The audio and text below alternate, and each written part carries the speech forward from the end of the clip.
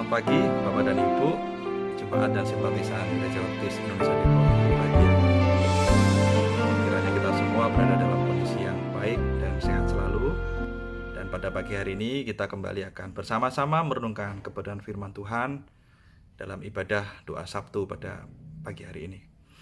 Sebelumnya kita akan bersama-sama berdoa untuk memohon pertolongan Tuhan. Mari kita bersatu hati dalam doa.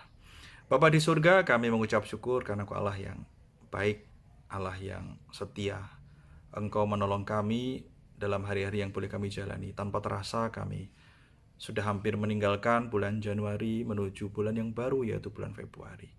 Terima kasih Tuhan untuk seluruh perlindungan, penyertaan, pertolongan, kekuatan yang Tuhan berikan bagi kami. Saat ini Bapa, kami akan bersama-sama merenungkan kembali untuk kebenaran firman Tuhan. Kami ingin diperbaharui, kami ingin dikuatkan, kami ingin diteguhkan. Kiranya Tuhan yang akan menolong dan memberkati kami. Kami boleh mengerti, kami boleh memahami, dan kami juga boleh melakukan apa yang menjadi rencana dan kehendak Tuhan untuk kami kerjakan. Mampukan dan layakkan hamba-Mu yang terbatas dan sederhana ini Tuhan, untuk Engkau pakai sebagai alat kebenaran firman-Mu. Di dalam nama Tuhan Yesus, kami naikkan doa permohonan kami. Amin. Bapak Ibu, renungan kita pada pagi hari ini akan diberi judul Belajar dari Perempuan Siro Fenisia yang Percaya. Nats kita diambil dari Markus pasal 7 ayat 24 sampai dengan 30. Markus pasal 7 ayat 24 sampai dengan ayat 30. Saya akan membantu Bapak Ibu untuk membacakannya. Markus pasal 7 ayat 24 sampai dengan 30. Lembaga Alkitab Indonesia memberi judul perikop ini Perempuan Siro Fenisia yang Percaya. Lalu Yesus berangkat dari situ dan pergi ke daerah Tirus. Ia masuk ke sebuah rumah dan tidak mau bahwa ada orang yang mengetahuinya. Tetapi kedatangannya tidak dapat dirahasiakan. Malah seorang ibu yang anaknya perempuan kerasukan roh jahat segera mendengar tentang dia, lalu datang dan tersungkur di depan kakinya. Perempuan itu seorang Yunani, bangsa Siro Fenisia. Ia memohon kepada Yesus untuk mengusir setan itu dari anaknya. Lalu Yesus berkata kepadanya, "Biarlah anak-anak kenyang dahulu, sebab tidak patut mengambil roti yang disediakan bagi anak-anak dan melemparkannya kepada anjing." Tetapi perempuan itu menjawab, "Benar Tuhan, tapi anjing yang di bawah meja juga makan remah-remah yang dijatuhkan anak-anak." Maka kata Yesus kepada perempuan itu, "Karena kata-katamu itu, pergilah sekarang, sebab setan itu sudah keluar dari anakmu." Perempuan itu pulang ke rumahnya, lalu didapatinya anak itu berbaring di tempat tidur, sedang setan itu sudah keluar. Renungan kita pada pagi hari ini mengambil judul atau bertemakan Belajar dari Perempuan Siro Fenisia yang Percaya. Bapak dan Ibu, sebelum renungan ini ditulis, saya terinspirasi, mendadak ingat tentang kipas angin. Dan ternyata hikmat Tuhan menuntun untuk saya pun belajar selain dari perempuan Siro Fenisia juga belajar tentang kipas angin. Apa yang kita pelajari tentang kipas angin? Mungkin di antara kita sebagian sangat familiar dan bahkan masih menggunakan di rumah. Namun kalau saya amatin, saat ini pemakaian kipas angin sudah sedikit berkurang. Bahkan di beberapa rumah-rumah petak yang saya pernah kunjungi, mungkin saya lihat sekilas gitu ya, kipas angin sudah mulai digantikan dengan unit AC atau pendingin udara. Sehingga kipas angin yang dulu sering kita lihat kalau di perkampungan, di rumah perumahan padat penduduk itu sangat familiar. Kipas angin sendiri ditemukan pada tahun 1982 oleh Dr. Schuler Scott Wheeler atau Dr. Wheeler, seorang teknisi listrik berkebangsaan Amerika. Dan Dr. Wheeler ini adalah salah satu staf teknisi dari Thomas Alva Edison, yang kita tahu bahwa Thomas Alva Edison adalah penemu bola lampu. Jadi Dr. Wheeler mencoba mengutak-atik sebenarnya kipas angin menurut dia tuh sudah sering digunakan di istana-istana, di beberapa relief-relief, ya mungkin menggunakan bulu-bulu atau daun-daun gitu ya, digerak-gerakkan secara manual oleh orang-orang yang bertugas untuk menjadi penggerak dari kipas tersebut. Namun dengan perkembangan teknologi pada masa itu dan pengalamannya bersama dengan Thomas Alva Edison, akhirnya Dr. Wheeler bisa menemukan kipas angin yang digerakkan oleh dinamo atau kumparan. Yang menarik adalah Dr. Wheeler ini meninggal di tahun 1923. Jadi meninggal karena mengidap atau didiagnosa terkena angina pectoris. Angina pectoris itu kalau di Indonesia dikenal dengan istilah angin duduk. Ya, masuk angin kasep kalau bahasa Jawa itu. Jadi artinya begitu banyak angin gitu ya, kemudian akhirnya menekan fungsi jantung sehingga mengakibatkan jantung koroner. Itu data yang saya baca. Nah, ini yang menarik ya, penemu kipas angin meninggal karena angin. Nah, nanti kita akan belajar bersama-sama apa yang menarik dari kipas angin. Saya tidak membahas tentang Dr. Wheeler, dan terima kasih Dr. Wheeler sudah menemukan kipas angin. Di Indonesia sendiri ada beberapa merek kipas angin yang cukup dikenal dengan baik. Di antaranya Sanyo, Panasonic, Maspion, Cosmos. Dan selain itu ada beberapa merek-merek yang dari Cina yang mungkin saya sendiri juga kurang familiar gitu ya, merek-merek yang baru yang sering ada di beberapa toko-toko elektronik atau superstore seperti di supermarket gitu ya. Seringkali terpampang merek-merek yang mungkin Bapak Ibu dan saya juga baru pertama kali mengenalnya. Nah, kembali ke perempuan Syro-Fenisia tadi. Kita mencatat ada kejadian yang sebenarnya sedang terjadi, bahwa ketika Yesus berkunjung ke Tirus. Jadi Tirus itu kota di Lebanon, dari Yerusalem ditempuh kurang lebih 3-4 hari jalan kaki atau menggunakan keledai atau onta. Dan Yesus berkunjung ke kota Tirus dan bertemu dengan perempuan Syro-Fenisia yang kebetulan berkebangsaan Yunani. Syro-Fenisia identik dengan suku bangsa Kanaan, dan mereka adalah penyembah berhala. Dan ketika ibu itu mendengar ada seorang rabi atau Yesus Kristus yang berkunjung ke kotanya, dan barangkali ibu ini sudah mendengar dan meyakini apa yang dia dengar, maka ibu itu keluar rumah sementara anaknya sakit kerasukan roh jahat. Dan ibu ini tersungkur dan memohon penyembuhan dari Yesus. Dan yang disampaikan Yesus justru kalimat yang menurut kita semua, saya pribadi, itu kalimat yang sarkasme gitu ya. Bahkan ada disebut Tuhan Yesus menyamakan perempuan ini atau suku bangsa Syro-Fenisia sebagai anjing. Tapi apa yang terjadi? Ibu ini tetap pada iman percayanya untuk fokus bahwa Yesus Kristus sanggup memulihkan iman yang selevel anjing tadi. Dan apa yang terjadi? Betul bahwa bahkan Yesus pun takjub. Ternyata Yesus menguji iman percaya dari ibu ini untuk apakah ibu ini fokus kepada apa yang menjadi iman percaya dan keyakinannya, bahwa Yesus sanggup memulihkan, menyembuhkan anaknya. Dan ternyata tanpa melihat, karena ibu ini hanya mendengar bahwa Yesus mengatakan, ya sembuhlah anakmu, pulang. Dan apa yang terjadi? Di ayat 30, Lalu didapatinya anak itu terbaring di tempat tidur, sedang setan itu sudah keluar. Happy ending ceritanya. Nah, apa yang kita pelajari, Bapak dan Ibu? Yang pertama adalah meski perempuan ini berasal dari lingkungan penyembah berhala, namun ibu ini tetap mengarahkan hati iman percayanya kepada Sang Sumber Hidup.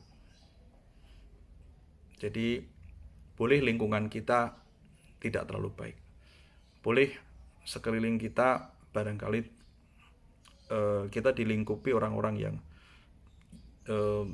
tidak mengenal Tuhan barangkali, atau orang-orang yang mengenal Tuhan tapi mungkin kehidupannya tidak selaras dengan firman Tuhan. Namun seperti ibu dari Siro Fenisia ini, bahwa iman percaya tetap terarah kepada Kristus Yesus, Sang Sumber Hidup. Yang kedua, iman perempuan Siro Fenisia ini tahan uji karena mengatasi gengsinya sebagai manusia yang dalam tanda kutip coba direndahkan oleh Yesus Kristus. Dalam konteks budaya Yahudi pada masa itu, sebenarnya ucapan Yesus ini bukan ucapan yang merendahkan, karena saya juga mencoba belajar apakah kalimat ini adalah kalimat yang 100% sarkasme gitu ya. Tapi ternyata memang istilah anjing, bahkan istilah-istilah hewan berkaki 4 itu memang disebutkan oleh bangsa Yahudi kepada bangsa yang belum mengenal Yahweh atau bangsa-bangsa penyembah berhala. Mereka menyebutnya memang sebagai ya mungkin anjing, mungkin hewan-hewan lain yang disebutkan dengan rileks oleh mereka. Dan ini analogi yang dipahami oleh budaya Yahudi pada masa itu. Saya jadi teringat ketika waktu masih sekolah, saya tuh sering dipanggil atau bahkan saya menjadi pelakunya gitu. Kalau dipanggil itu dengan sebutan binatang juga, su, sini su gitu ya. Maksudnya asu gitu ya. Kita nggak marah, karena itu bahasa sayangnya teman-teman saya kepada saya, dan saya pun juga manggil begitu. Nah, barangkali seperti serileks ini ucapan itu disampaikan, namun bagi pembacanya seolah-olah Yesus merendahkan. Namun meskipun memang dimaknai atau dipahami bahwa bangsa Siro Fenisia atau bangsa Kanaan ini adalah selevel anjing, tetapi iman percaya dari ibu ini melampaui dari gengsinya yang barangkali coba direndahkan oleh kalimat Yesus Kristus. Yang berikutnya, iman perempuan Siro Fenisia ini adalah percaya tanpa harus melihat dulu. Kita bisa melihat di ayat 30a.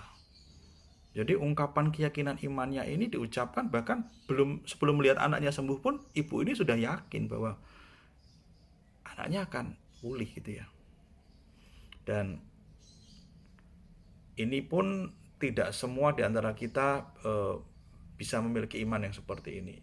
Dan Tuhan Yesus pun memuji iman dari ibu ini, bahwa besar sekali iman perempuan ini. Dan dicatat di Matius pasal 15 ayat 21 sampai dengan 28. Tuhan Yesus pun juga memberikan pujian kepada iman ibu ini, karena memang berasal dari lingkungan yang tidak ideal, penyembah berhala, dan kemudian tidak melihat anaknya sembuh atau belum, tetapi iman ibu ini yakin bahwa Yesus akan menyembuhkan. Yang berikutnya, yang keempat, iman yang disandarkan pada Sang Sumber Hidup akan menghasilkan karya Tuhan yang nyata, ayat 30b. Jadi ibu ini pulang, anaknya ya sudah pulih. Dan ini dimulai dari iman ibu ini sebelum berangkat keluar dari rumahnya menemui Yesus Kristus, kemudian menyampaikan permohonan penyataan imannya, dan kemudian mengaminkan, pulang tidak bertanya-tanya, dan Tuhan berikan kesembuhan. Lalu apa kaitannya dengan kipas angin tadi ya? Jadi perempuan Sirofenisia oke, tapi apa hubungannya dengan kipas angin tadi? Bapak dan Ibu, kita pernah mengalami bagi pengguna kipas angin, seringkali kalau kita sudah menggunakan kipas angin katakanlah sejam gitu ya, kipas berputar dengan kecepatan katakanlah kita pencet 2 atau 3, itu agak sedang gitu ya, karena kan yang paling kecil 1, yang paling kenceng itu 4 gitu ya. Nah, kita pencet 2 atau 3. Nah, sejam kemudian kita cabut kabelnya. Apa yang terjadi? Kipas itu masih muter, Bapak dan Ibu.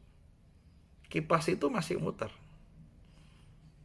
Tapi apakah kita mengatakan bahwa kipas itu berfungsi gitu ya, atau maksimal fungsinya sebagai kipas angin yang memberikan hawa yang menyejukkan atau menyegarkan kondisi udara di ruangan tersebut? Kita sepakat bahwa kipas itu sebenarnya sudah mati karena sudah lepas dari colokan gitu ya, colokan listrik. Tapi masih berputar loh. Sesekali perputarannya lambat gitu ya, karena kan ketiup angin di ruangan, atau sesekali juga bergerak karena disenggol orang yang lewat gitu ya. Masih ada gerakan, tetapi sebenarnya pada hakikatnya kipas angin itu mati gitu ya. Nah, belajar dari kipas angin tersebut dan perempuan Sirofenisia, kita perlu belajar yang pertama adalah untuk hidup yang benar-benar hidup, maka kita harus betul-betul terkoneksi dengan sumber hidup. Jadi seperti ibu tadi, ya meskipun budaya politeisme yang ada di Kanaan atau Sirofenisia, dan dia sendiri juga orang Yunani yang menyembah banyak dewa, ya mungkin banyak colokan-colokan, tapi mungkin colokan itu terbukti bahwa tidak memberikan kehidupan. Dan begitu imannya nyolok kepada Yesus Kristus, segala sesuatu menjadi hidup. Hidupnya lebih hidup.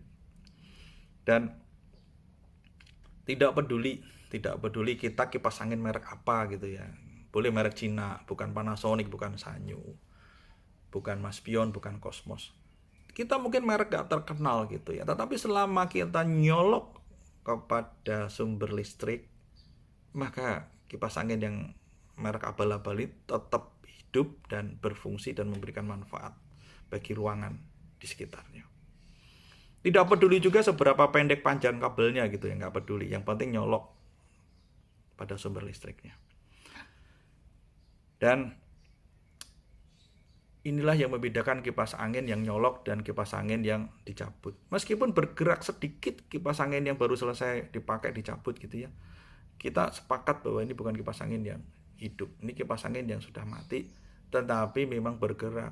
Nah, kita merasa bahwa hidup kita tuh bergerak gitu. Hidup kita nggak perlu nyolok sama Tuhan. Buktinya saya masih bisa hidup, saya masih bisa makan, pekerjaan juga lancar-lancar saja, tapi hati-hati. Coba kita cek apakah kita nyolok atau sudah lepas dari colokan tersebut. Yang kedua, hidup kita yang bersumber kepada Tuhan hendaknya dinikmati oleh banyak orang. Nah, kipas angin yang nyolok dengan listrik tentu dinikmati oleh orang-orang yang di sekitar ruangan tersebut. Berbeda kipas angin yang sudah lepas dicabut, muter sih, tapi anginnya nggak memberi manfaat. Bergerak untuk dirinya sendiri saja. Nah, inilah yang kita maknai bahwa setelah nyolok, maka kita akan hidup, lebih hidup, dan hidup kita pun harus menjadi berkat bagi lingkungan sekitar kita. Dan iman dari perempuan Sirofenisia ini tentu menjadi berkat buat saya, buat Bapak Ibu yang di rumah sebagai pembacanya gitu ya. Karena ini yang menyemangati kita bahwa nggak peduli siapa kita, nggak peduli latar belakang kita, nggak peduli kondisi-kondisi apapun yang kita alami sekarang ini, namun ketika kita memilih untuk nyolok, kita mencari Yesus Kristus, dan kita benar-benar mohon pertolongannya, maka Tuhan akan menjawab segala permasalahan kehidupan kita. Yang ketiga, kiranya kita selalu memilih untuk memastikan kehidupan kita terkoneksi dengan sumber kehidupan kita.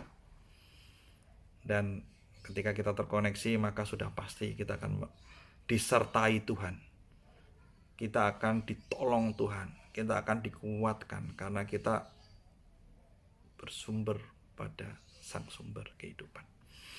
Demikian Bapak dan Ibu renungan kita pada pagi hari ini, dan kiranya kita boleh belajar dari iman perempuan Sirofenisia untuk terus terhubung, terkoneksi dengan Sang Sumber hidup.